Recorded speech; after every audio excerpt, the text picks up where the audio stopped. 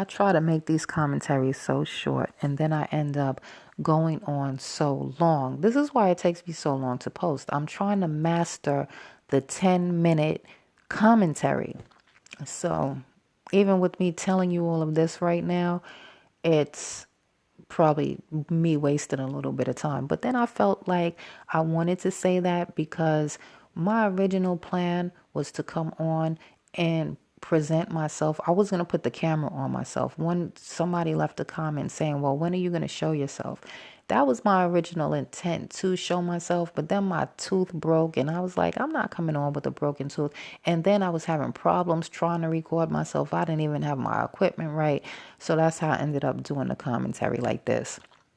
And rambling on doesn't even work because then you go on longer than you have to. And I just think about Nelly Fuller Jr. saying, just say what needs to be said. Keep it short and simple. And that's really what it is. I don't need to give so much extra information. Yet at the same time, I've done a few commentaries. I could understand why she said, when are we going to see you? Because you kind of want to get a feel of who you're talking to. Well, I guess you're not. Well, you are talking to me when you leave comments, or who you're listening to. So I just want to give a little bit of information about myself. But what the commentary is really about, why I jumped on, is because I just heard that Oprah is going to interview the Central Park Five. So I'm not really with that. I hope that no one watches it. And that's pretty much it. I just wanted to throw that out there. Like, why should we watch Oprah? I'm done with Oprah after she interviewed those people lying on Michael Jackson. Like, Michael Jackson is dead and you're doing this, Oprah. Come on. You know that this is a takedown of a black man. I've already talked about this in other commentaries with the R. Kelly thing. And then Gail with the R. Kelly thing. So, like, I'm done with Oprah and Gail. I mean, I was really a little bit more disappointed with Gail because Gail was the one that I always thought was cool. I always could tell Oprah was corny. Even though I liked Oprah, I used to date this dude that used to say, Oprah is your girl. You love Oprah. And I was like, no, I don't really love Oprah. I used to say this. No, I don't really love Oprah. I just like a lot of things that she does because I loved when Oprah had Dr. Phil on Thursdays.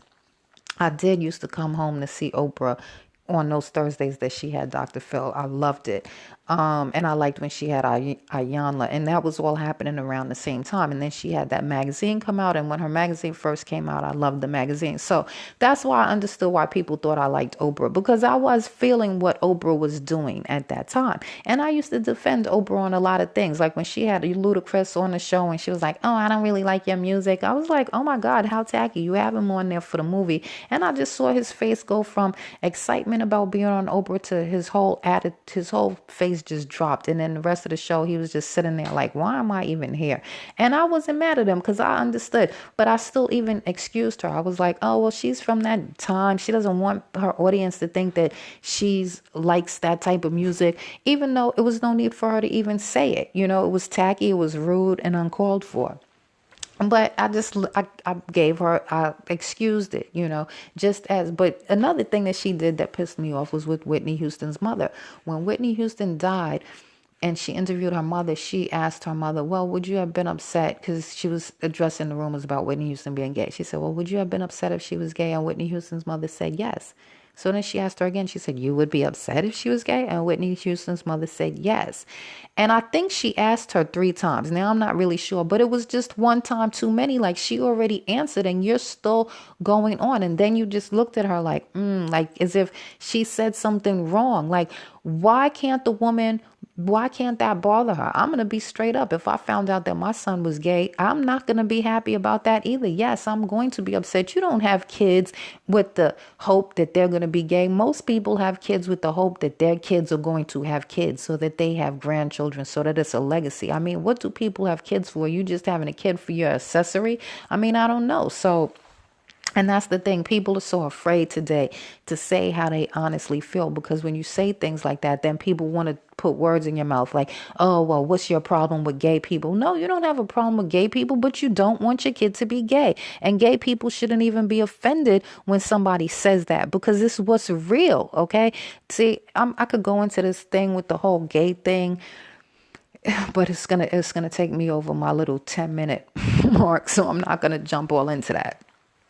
Maybe I'll do another commentary on that.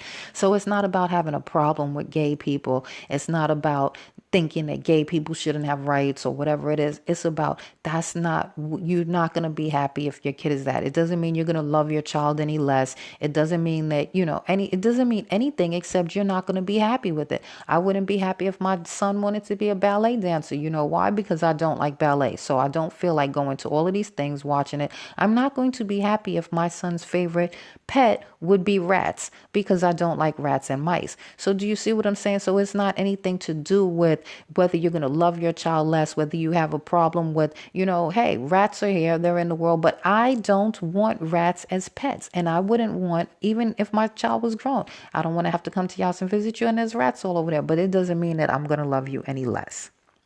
It just may mean I may not go to your house. And that's how I feel about if he was gay. If he was gay and came to me and said something like, well, I'm going to marry this dude and I want you to be there, I'd have to say, listen, son, I don't do men marrying men weddings. Okay. So I'm going to have to pass. You really don't need me there. Your mother doesn't like weddings anyway. It's not my cup of tea. And it doesn't mean I love you any less. So you enjoy your day without me there because I really don't want to be a part of that. Okay. And see, this is what I'm saying. People will be like, oh my God, that's so cold. But what's so cold about it? What is so cold about it? Why should I have to do these type of things that I really don't? That's not something I want to be involved in. And that's what it just boils down to, just because. And to be quite honest, I feel that way about many things. Sometimes I might make that compromise. I don't really like school graduations. So I remember going to my cousin's graduation, not because I felt like, oh, it was something I wanted to do. I went to people's graduations because I knew that it would mean something to them. So somebody right now might say, yeah, well, don't you think it would mean something for you to be at your son's wedding? I don't know. I can't even see that. Those words don't even sound right. And the way that I'll probably raise him, he wouldn't even think about having a wedding. He'll be like, no, let me do this gay lifestyle some other type of way. But the wedding thing, because I'm already going to program in his head, like, what do you need to do a show for? That's my thing on weddings. Like, I think if you want to get married, and this is just me, this is not criticizing anybody that wants to do their weddings their type of way. But for me, I just like the simple thing. Just go, get married, and that's it. If you want to have a little party or do something later, do it. But all of this, like, let me get a dress and let's have this. I love wedding cakes though. So for me, if I ever did it, I would just have like a cake. A real nice cake. And I don't even have to wait for a wedding to get that real nice cake. And even with that, you know how much wedding cakes cost? You think I'm going to sit there and pay $10,000 for a cake for other people to have for what? Like, see, these things get ridiculous for me. I just like old school type of ways. Like, get married in your backyard, a nice little thing, like a little family event. That's cute and cool, something like that. But even that, I'm not into all of those type of things. I never wanted to go to my graduations or nothing like that. So now I'm rambling on. So yeah, did I make all the points? Yeah, really the only point I came on here to really make was that I hope that we don't support the Oprah interview in the Central Park 5. We don't really need to see them being interviewed by Oprah. Other people are going to interview them. Other people have interviewed them before. So you can go back in the archives and watch that. Let's not really support someone who, and that's another thing, on calling people out.